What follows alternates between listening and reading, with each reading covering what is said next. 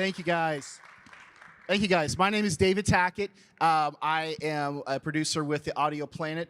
I am also a director. And so one of the things that I want to talk to you about today as somebody that where I know how to direct, I know how to market. The one thing that's always been elusive is making sure to get good audio, and that's why we're here today. So real quick, I'm just curious, how many people in here have a film or TV show that they've directed or that producing or wanting to get done? Just trying to see who we have here. Okay. Now, next question. How many have ever used audio post-production? There we go. There we go. Okay, great.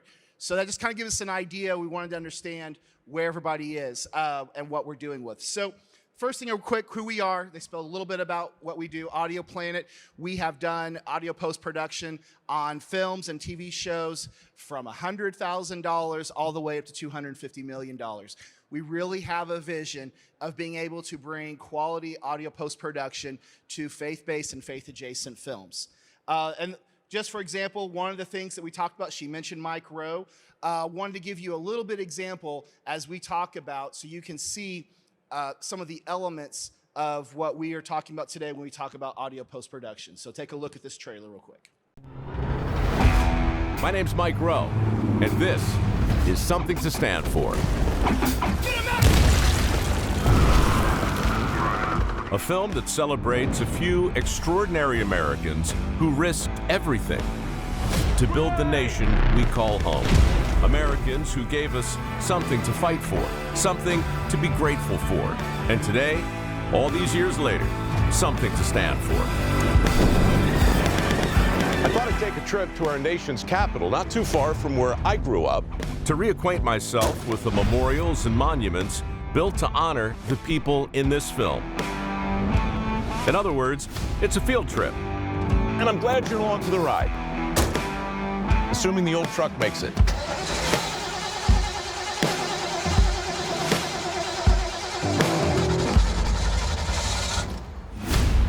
It's going to be fine.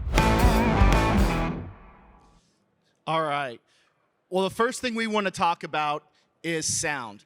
And the one thing that whenever I have worked with my brother, that's Steven, and my nephew, is that nobody notices good sound. And everybody notices bad sound. And so, Steven, I would want to ask you, when we are working on sound production, working for either audio post-production, whether it is a big production that can afford audio post, or somebody that is a production that they've got to be able to do it themselves, why is sound so important, and why is it something that can't be skimped on when people are working on their films? I mean, you could look at it a couple of ways. You know, we always say sound is 50% of the story, you know, 50% of the film. And it tells the story in a way that where visual ends, right? So like you heard these explosions and stuff and whooshes, and you know, you can imagine like the guy jumping on the grenade without the big, you know, subwoofer boom and stuff. So you know, it's sort of that like very highly emotional, impactful feeling of the story and the visual that you're seeing. So, and of course, dialogue, that goes without saying, right? I mean, dialogue's got to be crystal clear, and we're dialogue, you know, we're very picky about dialogue when we mix. So. Well, and Josh, one thing that I've thought about, and whenever I've talked with people, is if I am going to hire somebody, an audio post-production company, when is the ideal time to talk to them? Is it at the point of where you got your edit locked in, or when is the best point to talk to somebody for their audio post needs? Yeah, I mean, you know, as early as possible, I would say. When you are starting a film, you're building your team, you're putting together your production, you can talk to us at the beginning, because we would work with the person who's running the location sound to talk about file specs, you know, recording techniques, all sorts of things, and how they package and organize their stuff so that it makes it simpler when it gets to us. But, you know, if you've already got a film that's been filmed, it's okay at that point. You know, you're getting into editing, to talk to us at that point as well. I say us, your audio post-production team, whoever it is. But the earlier the better, just like pretty much anything else in film. The more time you have, the more prepared you can be, and easier it makes it down the road. No, absolutely. And, Stephen, let's talk about this one thing that we always talk about. Great sound starts on set. As you all, even with visual, anything that can be taken care of in camera or can be taken at the line of production is always going to be more effective. But, Stephen, talk about, if you can, what are some key steps for a production to ensure that when it gets time for audio post, they have the tools they need in order to succeed? Yeah, I mean, I would control the sound of your set. Like, if we just do like a little test here, like if you just take 1 or 2 seconds and like stop talking, and you go, hear that rumble? Like you probably didn't hear it when we were talking, right? So microphones pick all that stuff up. Our brains have the ability to like kind of like focus in, laser focus in on what we want to hear. The microphones pick up everything. So if there's like a plane flying over, you're indoors, there's an air conditioner, those things will all get picked up and make your audio post really difficult. But this list is really, really good. Getting the dialogue super clean with the boom and the lav. Trying to avoid clothing noise. So if you put your lav under here and the actor is moving around, you're going to hear all that, right? So you got to find a clever spot to put it. Those are real simple things. Another thing is, we talk about this, you can put pads on the bottom of people's shoes. It's like a little piece of foam. And so that eliminates a lot of like footsteps. I mean, you want to have footsteps, but you don't always want to have footsteps in the dialogue. So those are a couple of things, Now, talk real quick about, especially if it's a smaller production, where they have how can somebody, if it's maybe the director is also the DP, and how, Josh, how can they, well, first, why is it important to have a boom and a lav, and what are some tricks, if it's a small production, to be able to have, I'm assuming, at least 2 sources of audio? Yeah, I mean, if you can, a boom and a lav is always great because a boom typically is always going to sound the best. It's obviously a bigger microphone. It captures more detail. And if I have both sources and I play that for a director or a client, they always like the sound of the boom better, and because it does sound better. However, you're doing a wide shot and you can't get close with the boom. That's where the lavs come in. And they're also sort of a fail-safe. Something happens if the boom guy trips or hits the boom pole. It's always good to have both. And so, getting both of those sources kind of fail-safes you, secures you, so you have extra safety, and it's a perfect take. You want to make sure you got that take. And then as far as how to do it, without a sound guy, or what do you mean? Well, yeah, like let's say it's literally me and one other person. That's my production team. Are there any tricks? How is it? Maybe I don't even have a boom. Stephen, what are some? I mean, a lot of things I've seen is they'll like really tight productions. They'll use a C stand, and you've seen this. They have them all over here in the lobby. Put the boom on the C stand, and if you have a narrative or something, you can actually put the C stand over this area. Like if it's these 2 people talking, and that really helps. And of course, leave people laved up. Don't take your lav off every time we hit cut, because that takes time. But and check batteries, especially for long shoots. Please check batteries. It is we have had some fun, interesting experiences where we lost the boom cut out, the lav battery died, and all we had was the tracking mic off of the red camera.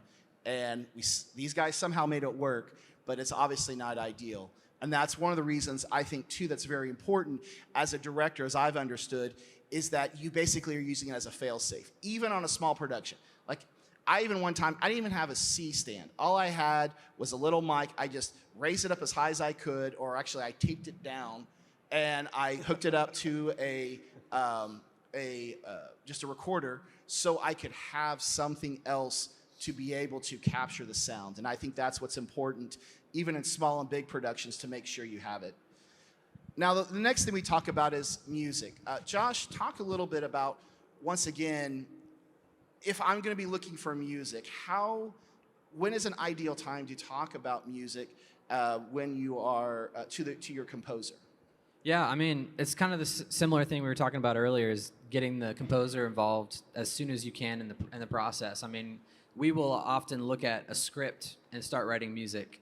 Of course, when we see the picture, things can change, and when you see the picture, that's ultimately what is going to tell you. I like to say the picture speaks to me and tells me what it needs to sound like. That's when you really know what's going to work and what isn't going to work. But I mean, a lot of people will give me a script. We start writing music. We create a bucket. Maybe the editor gets to use that while they're editing, even. And instead of using temp music, they could be editing with original music that was created for the film. So just starting off early helps. Steven, what are some tricks or what has been helpful to you as a composer and from a director to be able to get to understand what they're looking for? What are some maybe 2 or 3 little tricks that help the composer to get the mindset of understanding? I mean, it's really collaborative, like a lot of times you don't know what the sound of the film is going to be musically until you really get in there. Sometimes it's obvious, but sometimes you just get in there and we'll work with directors and they'll be like, here's some ideas I have from a couple of artists I like or whatever, right? And so we'll start with that, and then we'll come up with some ideas and give it back to them. They'll be like, it's close, but try this. And so it's really collaborative, but I'd just say, source it out, find your favorite old movies that you like or classic movies or songs and start there, A lot of times comps are very helpful. Oh yeah, absolutely. Where if you're like, I want it to sound like this Braveheart clip, but I'm also trying to emulate this movie, those things are very helpful to you to understand what's in your head. I understand as a director, and I'm sure you're the same way too, I've kind of got an idea what I want, and I'll know it when I hear it, which I know they love hearing that as composers, but I think it's important to try to give something as close as possible for that. This is a very key thing, especially if you are on a small budget, especially if you're in that 200,000, 100,000, and you're looking at, I don't have 25,000 to spend on audio post-production, but I want something. Steven, talk about, or Josh, why don't you talk about this? Talk about how the right files and the right formats are really a good key to be able to help smaller budget films to afford audio post-production. Yeah, one thing we found, kind of the basic workflow that you would typically do with most films is you get an AAF or an OMF, and that's going to give us all the, basically, each piece of audio that's in your edit timeline, whether it's Premiere, Resolve, whatever. But later on, we kind of adopted this secondary workflow, which is the EDL, the combination of the EDL and the source audio folder. So basically, you're going to give us your everything that was recorded on set, every take of every piece of audio. You've already got it in a folder. It's easy, and luckily, audio files are small. And what we basically do is we've got a program that scans it in, and in combination with the EDL, it actually transcribes every take of every scene. Right. And so we can actually take, something that was, let's say, the actor said a line, especially for narrative, more so than documentary, but they said a line and something got over the line, a big sound or whatever. We can actually go to the outtakes, different takes, and pull in even just a single word or even like an S or a T or, any syllable or anything. We can combine that in and stitch up what was maybe your favorite take, because you don't want to lose that take, right? And so we'll have people that'll say, this is the take we love, but there's this horrible sound blocking one of the words, so we can't use it. We're like, it's okay, we'll fix it.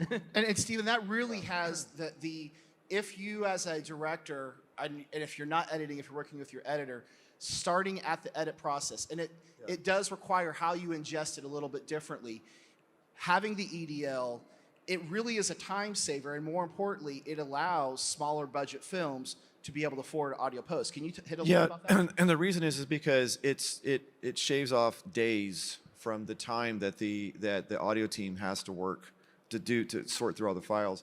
And I was going to say, this is a little technical, but we do have on our website, we have a page, I think it's called Project Prep or something, right? Which anybody can go on there, and it lists detail step by step of how to prepare your files for audio post. And yeah, for every different editing software. almost, yeah, like the main Premiere, Resolve, and even Avid. I made it because I was every time I would start a project, I would have to go over certain things with the editor for their piece of software, and we would figure out. And finally, I was like, what if I just make a page for this? Save a little time. So you guys can more than welcome to follow. Yeah, we make it front facing. We would love for you to use us, but even if you're not using us, it is a great step in order to be able to deliver your files in an efficient way that hopefully can make it more affordable for you to do audio post. The next thing here too, Stephen, why don't you hit first? Yes. Talk about the value of great dialogue and how how audio post is so necessary for that. I mean, we all agree story is king, right? Story is king. So if you don't have great, I know some directors, the dialogue is the sound of the film, right? And we all know who they are, and then they make great films, and we all love them. But most people want want to hear all the dialogue and to tell the story. So we love great dialogue, and we spend a lot of time on dialogue. And you can see this list here. It goes through a lot of technical things about how we accomplish that. I don't know how technical we want to get on that, but we only have 45 minutes. 45 minutes. So, but no, I think it's really important to know, and I think, by the way, we will have this stuff available for you later, so if you're to keep it. But it's very important as you're going through it, whether you're doing it yourself or not, to make sure that you are reducing the noises like the lav rustle, like the hums. Okay. Luckily, these are LED lights. I was going to point last year at Gaylord, they still had the sodium lights. And the sodium lights, microphones love sodium lights. You will hear that hum, if you're in a gymnasium, it is there and it will distract you from the story. So it's very key where you shoot to look for the things. Can you take out the hum? Yeah, I was going to say, there are a couple of because of AI, there are a couple of really amazing tools online. I think one's called Lala, right? That will create excellent noise reduction. There are some artifacts, so it's not perfect. But if you're doing your own audio and you want to do it for free and make it sound really good, that's one. Descript is another one. Can you think there was another one? Yeah, well, you have to pay by that. But yeah, I'm saying like they can go online. But there are now some tools like literally could take all that noise out that you hear from, and it does a pretty good job. So, yeah. Josh, one thing that's really important here that I know, ADR, for those that may not know, it's audio dialogue replacement. You've got a bad take, you've got to bring your actor back in to record. If somebody doesn't have a studio, what are some ways, what are some cost-effective ways where people can get the ADR done that's not going to make them have to go into a studio to record it? Yeah, I mean, ADR is a great tool even for fixing story issues. We've had, a scene, you'll be finished editing it and you're like, oh no, the audience or people I've shown this to don't understand why this character thinks this. And you're like, oh, if you insert this one line off camera, then all of a sudden the scene makes sense. And so it's a great tool for that, as in addition to fixing, sound issues. If we can't we'll try to fix it the other way I said before, because we want to get that original performance. But yeah, I mean, we've taken ADR from iPhones all the way up to Neumann U87, and like when it's just whatever you have access to, the best microphone you can get in the quietest room, go in the closet, But we take that, and then obviously it depends on what quality level you're trying to get to. If you want the highest quality level, get the best mic, But especially if it's a phone call, an iPhone is actually perfect for ADR, right? Because it sounds like a phone. Go ahead, Steve. I will say this, and with a lot of films, we run into this. An actor, by the time you need ADR, the actor has pretty much forgotten about the film. I mean, they remember they were on the film set, but they've pretty much moved on. And so, this is classic. We'll get this like, we were going to the store, and then I bought a bucket of cookies. I'm like, what? Because they're in the. So tell your actor, like, get into it. You might have to direct them on the phone or whatever. Just say, dude, you got to like really get into the part. Yeah, that's a good point. All the time. The performance of the ADR is almost more important than the microphone. Obviously, they're both important, but if I said pick one thing over the other, make sure the performance of the ADR is good, because even a great even when you come into our studio and you record on a Neumann U87 through a Neve console, if the performance isn't right, it still sounds bad. So that's the biggest thing. That's a good point. No, that's very important to know. All right, well, Stephen, talk to me. This is one thing that I personally see, and I go, okay, explain this to me. What is a re-recording mix? Help me understand why it's important and what's the value. Yeah, Josh can pipe in too. It's basically the last stage. You know, in music they call it mastering, you know, or the final mix. It's when you take all the elements, you take all the music, you take all the Foley, all the sound design, all the ambience, all the dialogue, everything, all the whooshes, and you put them all in a big, massive session, and you just balance all those levels to tell the story that you're seeing and make sure everything's amazing. So it's the final pass, if you will, or edit. I don't know, color. What would be the comparison? Maybe a color pass or something. You know, you have everything you need. Now just let's all make it cohesive, make it look good. Josh has it probably some. Yeah, I mean, Josh, just real quick, talk about why some of the challenges of making sure the the dialogue is sitting front and center, especially when you're on a lower budget.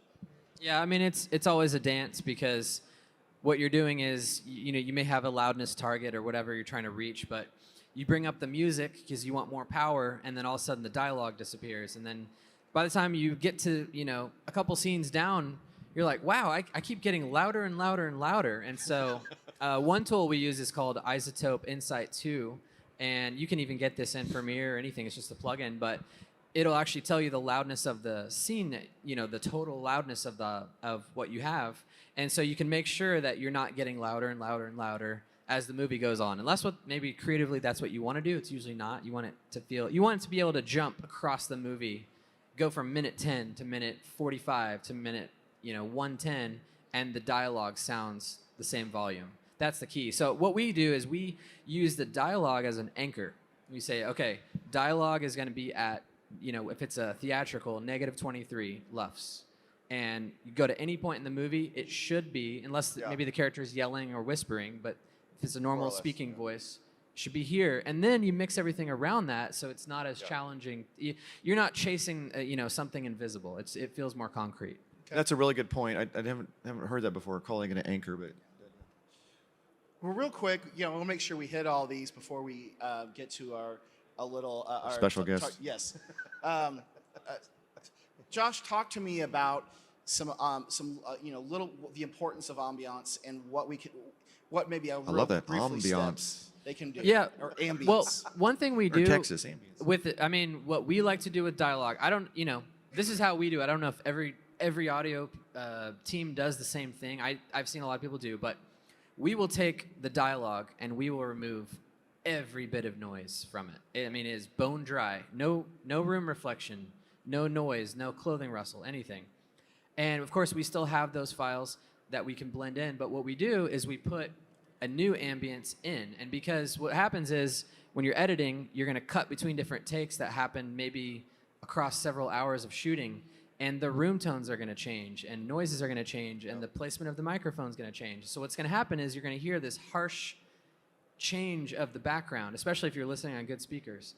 So what we found is remove all of that and then add a new one in. So if you can capture room tone on set, great. But we've got a giant library full of ambiences that we can place in.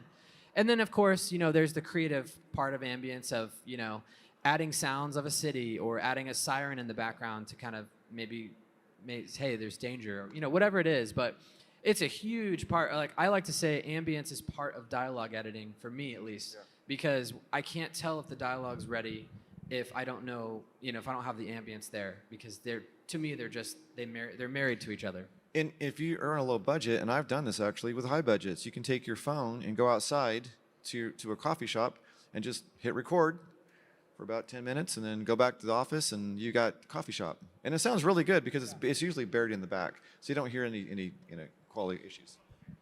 All right, I hate to do this because I know we're much on time. I promise you this is available for you. But Foley is important, but I'm going to skip over this just because I think there's really some key things, especially for the filmmakers that are in here. Stephen, talk about the stereo 5.1, Dolby Atmos, real briefly, but talk about especially why the streamers now are not only demanding 5.1, and also distributors, but why it's not even just one mix these days that they are looking at. Can you? Yeah, there's the foreign mix. There's all kinds. It gets really nuanced and really crazy. But I mean, the minimum is a 5.1 mix plus stereo mix. That's the minimum. And in a lot of people, or I think Netflix even requires now Dolby Atmos.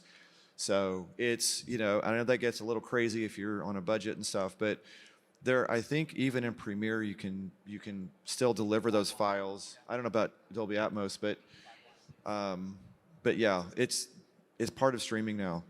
We recently, I would say over the last year or two, we switched over to mixing 100% in Dolby Atmos, and then we can actually monitor in 5.1 or stereo at any point throughout the process. So we go to it's kind of like shooting on an 8K red camera, because you're going to output 4K and 1080 eventually. It's kind of like that. And we just say, hey, let's start with the most amount of channels, which is, in our studio, we have a 914 system. But we're going to listen in 5.1 because it's a theatrical, or we're going to listen in stereo even. And it just enables that flexibility across time. And later, if we get, a call, hey, we got this distributor and they have these requirements, we're already in Atmos, and we just have to, okay, let's look at the mix in 914 now, and let's see if it still sounds good. Well, Josh, Stephen brought up a very good point, and I want you to expand on it, because I know anybody here that has a film is hoping to get a distributor. One of the issues that we run into is delivery and compliance. Talk about the importance of the deliverables, especially on the audio, and especially as some of these filmmakers hopefully are going to be signing distribution deals, what they need to be looking out for to make sure they're not caught with expenses they weren't prepared for. Yeah, basically, a lot of people will sign a deal and not realize what is required for them to meet those meet the standards that are written into that contract. But one of the biggest ones it's not a gotcha. I mean, it is a real thing, but it might surprise some people, is it's called the foreign language package, which includes the M&E mix, which means music and effects, and the Foley filled effects. So what this means is, you finish mixing the film, and then what you have to do is you have to mute all of the dialogue.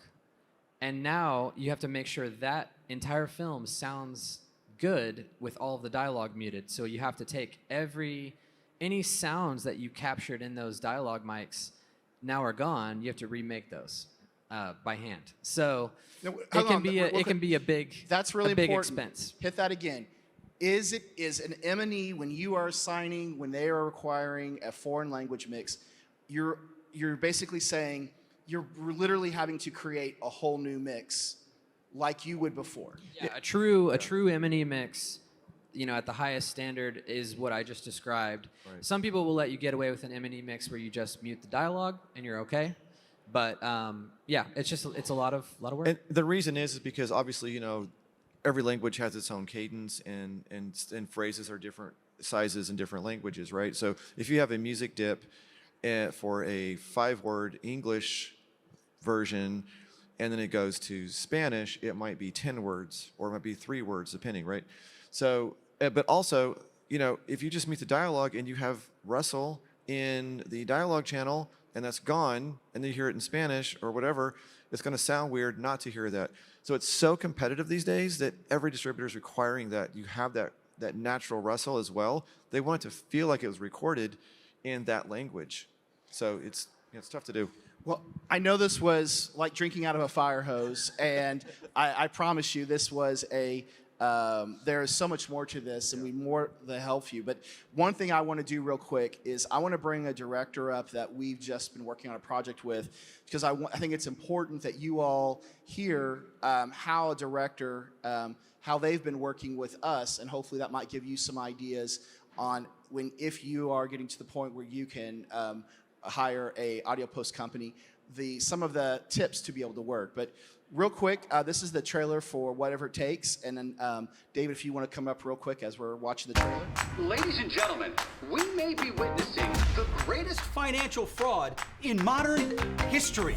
We're laying everybody off. You're fired, Rachel. I told you their stock was too good to be true. Hey, Jacob Rush, you're a loser. You will be the reason Rush Toys falls behind.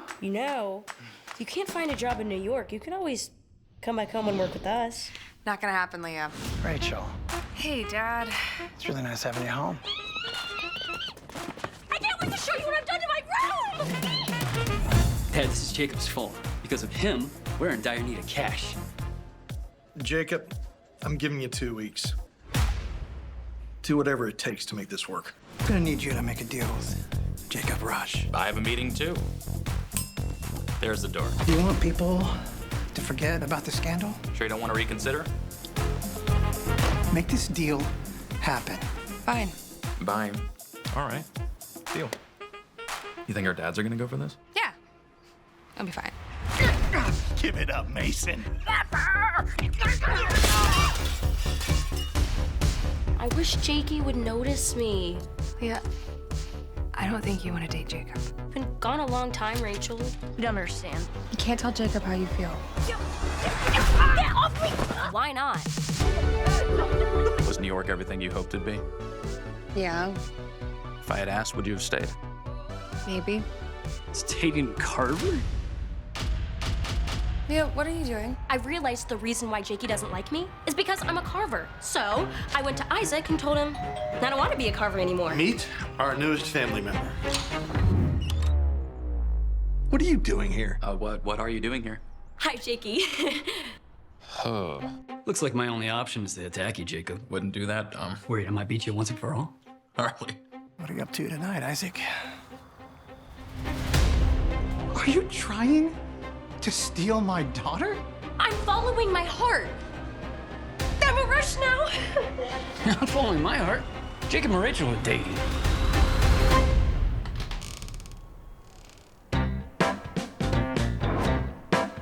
You told her how you feel? I love you. How did she take it? You. Well, she took it well. All right, guys, welcome David Clore up to the stage. Did you say that's his movie? I'm sorry? Did you say that this is his movie? No, yeah, this is his movie, by the way, whatever it takes. We are finishing up right now. David, I want you to kind of explain a little bit how you as a director, walk me through the process of kind of sharing your vision, both in the music and also both in the audio. How did you work with Audio Planet and just kind of make sure that your vision is being executed so they can understand what are some tips in order to be able to have those conversations with their own audio team? Yeah, so what you guys just saw was a proof of concept trailer that we had filmed prior to the filming of our movie. We've now filmed the movie. We just this weekend very wrapped up the actual whole post-production. We still have a little tweaking to do for the actual film that was filmed, but most of the same cast are in it. But so how we communicated, so it was nice since we had kind of like two projects in one. I had edited that original proof of concept, kind of came up with some temp music, sent it over to them to redo it all. And they're like, hey, we really want to actually spruce it up a little bit. Don't use temp music you find on the internet. Here's some custom made, you guys just scored music, sounded a million times better. But basically the temp music I'd sent over kind of had the tone, the style, the vibe I was going for, and then they took it to like a whole nother level. And so that was the original way we communicated. And then, so then Audio Planet did our next movie, or the actual film, the feature film, whatever it takes.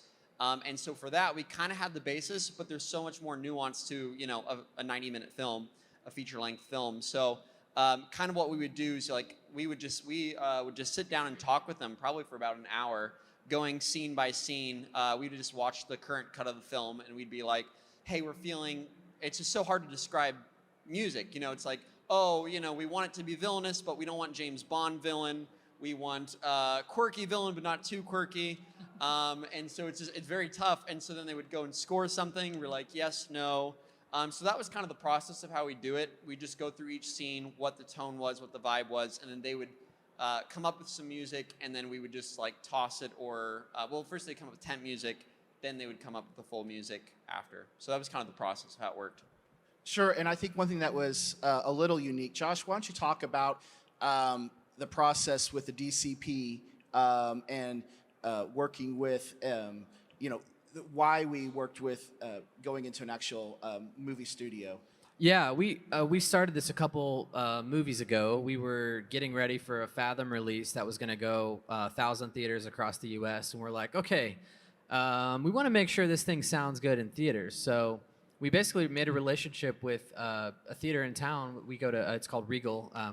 Regal's the chain, but the one in Broken Arrow is Regal Warren Broken Arrow. And basically, I learned how to make a DCP, even though that's not what I do. But I learned how to make one and get that over to the theater, and you watch the film in a theater where it's going to actually play.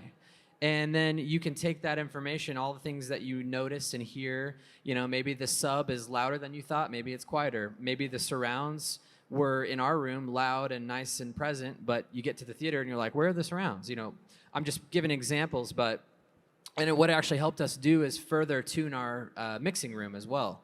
And so we kind of went back and forth, and you know, we'll go to a theater test, and we'll come back, do some tweaks, do another one until we feel like it sounds right, and then that's what it's going to sound like. Yeah, I mean, it's real important because, I mean, and David could talk about it too, about how it feels to be a director and for the first time in a theater. But like we kind of like almost require that now, where it's like we at least want to hear one version in a theater with just basically director and producer and us. So if you can do that, I mean, contact your local theater. It's super, super helpful, and they might charge you a little bit, but. No, and I want to make sure you guys understand that. We didn't call national. Steven, you just called the general manager of a theater. Yeah. But I just walked in and said, hey, we're local filmmakers, and we need to test the film. And they were like, oh, that's awesome. David, talk about that experience, because you sat in our studio, and talk about how the value of sitting in actual theater and what you were able to see as a director, how that helped you. Yeah, so for whatever it takes, it was interesting. We did a lot of just tweaking in, like, on the mix, like, you know, getting it just right. But then when you go to the theater, like you said, it's just all wrong once you get to the theater. It's like, oh, wow, this is not what I thought it was. The surrounds are too loud. Or, like, for us, it was like, the music is awesome. Like, they do such a phenomenal job on music. It's really good. But then they're like, oh, the music's too loud now compared to how we had originally heard it. And so just kind of going back and tweaking it is just great. Also, just the experience to sit in the theatrical experience is always going to be different from the Netflix experience, just watching it in your living room. And so that is always key, because you want to deliver it as if it's going to be the best quality product. You know, if you're listening to stereo, it's great. But you never know. You know, some people have the 5.1 surround sound in their own homes, and so delivering that and getting the full theatrical experience is always going to be the best way. It's always you want to deliver the best quality product possible, and that's how you do it. And I want to hit that point at home, because I know as a director that's important to me, especially for those that are looking at Fathom events. Is how do I can't afford to go to Sony and sit in their dub stage and feel what that's like. Guys, this was several $100s. It wasn't a ton of money that I think the cinema paid for. This is something you can do. It just takes a little reaching out, thinking outside the box. And that's the one thing I would encourage you about, is we don't have to rely on the massive, big audio post houses to prevent you from being able to get good quality audio. There are steps for you to be able to do, and it's important, especially if you're like, hey, we got a Fathom event, even if it's a day and date, it's important to make it sound right. We had one that was a day and date, and it showed up, it sounded like a TV production in a film studio. We were like, okay, we knew exactly what was going on, because we literally only had one shot. I think it was a 2-night event, but we had one shot to get it right. It's not like, I can go back and tweak it. Especially if it's a day and date, you may not have many opportunities to have your production heard. So being able to hear it in a live theater is very important. Well, I want to be very respectful of the time. We're almost hitting up. We've got a few minutes left. If there's any questions, probably can take one or two. I'm more than happy to answer a question. Go ahead right there. Real quick, as it relates to loudness, I understand when it comes to standards, Netflix has its own standard, YouTube has its own standard. So when you're doing the final mix down, what is your target, your LUFS target that you're using that is for your, and as far as you're concerned, is going to be a safe area for subsequent platforms? Yeah, I think every streamer is going to have a different number. I think 27 is Netflix, negative 27 LUFS. And if you don't know what LUFS are, but basically you can get Isotope Insight. It's a plugin, and pop it into your Premiere, or if you have Pro Tools, whatever, and it'll measure it for you as you play. You know, you have to play a long piece of the film to kind of get an idea. But you can also take your final mix and you can measure the entire thing, and that's another way to do it. So. And all those are typically online. If you go on Netflix and you kind of go into, I think it's Netflix Partners or something. We can get the website. You can basically look for maybe Netflix delivery specifications and audio post-production. They'll tell you every single number on there. And so whoever you are targeting, I would say before you even get into the mix, like, go download those documents, because they're all going to be different. I mean, we did one for Netflix, and then we did one for a English company that's a big distributor out there. Totally different. Yeah. And so the good thing is you can change your mix on a master level and without changing the mix itself. And theaters all over the map. I mean, it's just whatever you feel. That you can go to 0. You know. So we say, what I say for theater is about negative 23 for dialogue. As that. That's where we like it. Yeah.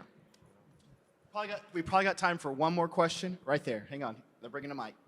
Hi, when you're doing a mix down, what do you prefer? Mixing through the big speakers at full loudness, or do you do a mix down between voice and music? Do you do a mix down with a smaller speaker? What's truer to you? You know, you got to know your speakers. That's the oldest phrase. So if you know the small speakers, and you know how they sound, and you watch a lot of films on there or TV shows, you know when it's right, or it's the big speakers. The big speakers can lie. You know, everything sounds good on big speakers. So maybe defer to the small speakers. We just go back and forth. You know, our speakers are about a little bit smaller than this in our facility. So what do you think? Yeah, I think you got it. Yeah. So yeah, you just got to know your speakers. Well, thank you guys so much. If you have any questions, we actually have a booth over there. More than happy to answer your questions at 125. So thank you so much.